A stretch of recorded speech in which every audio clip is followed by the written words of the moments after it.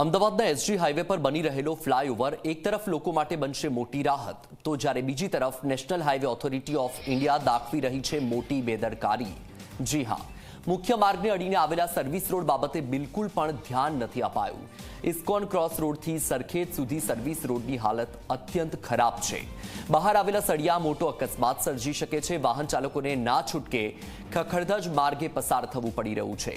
Service road પર રોડમાંથી સળિયા પણ દેખાવા લાગ્યા, તો કર્ણાવતી ક્લબથી ઇસ્કોન બ્રિજ નીચેનો સર્વિસ રોડ પણ ભયજનક હાલતમાં છે, તો પથ્થરો ઉછળીને વાહનોમાં વાગતા હોવાની પણ ફરિયાદ ઉઠી રહી છે।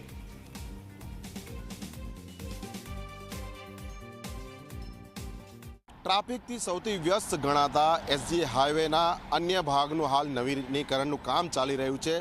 નેશનલ હાઈવે ઓથોરિટી દ્વારા હાલમાં એલિવેટેડ કોરિડોર એટલે કહી શકાય કે કર્ણાવતી ક્લબથી ઓનેસ્ટી અને તે બાદ સરખેજ સુધી આખો આ ફ્લાયઓવર બનાવવાનું કામ ચાલુ છે। ખૂબ જ આવકાર્ય બાબત છે, પરંતુ ગંભીર બાબત એ છે કે મુખ્ય માર્ગને અડીને આવેલા જે સર્વિસ રોડ છે તેના પ્રત્યે NHI દ્વારા સંપૂર્ણ દુર્લક્ષ સેવામાં આવ્યું છે, અને એટલું કારણ એ છે કે આ સર્વિસ રોડની હાલત જે છે તેના પરથી પસાર થતા વાહન ચાલકોને ખૂબ જ મુશ્કેલી પડે છે। ખૂબ જ રસ્તો ધોવાઈ ગયો છે, પછી ટુ વ્હીલર ચાલક હોય, બસ હોય કે અન્ય કોઈ પણ વાહન ચાલક હોય।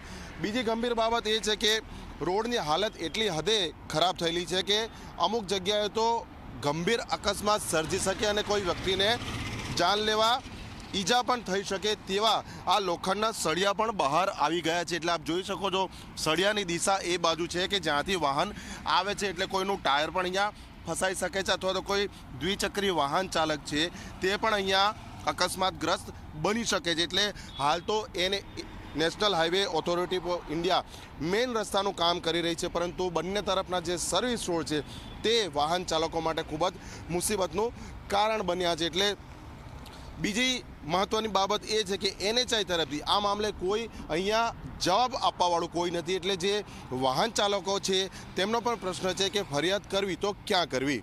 કેમેરા પર્સન ઉમેશ પરમાર સાથે અર્પણ કાયદાવાલા, ઝી મીડિયા, અમદાવાદ।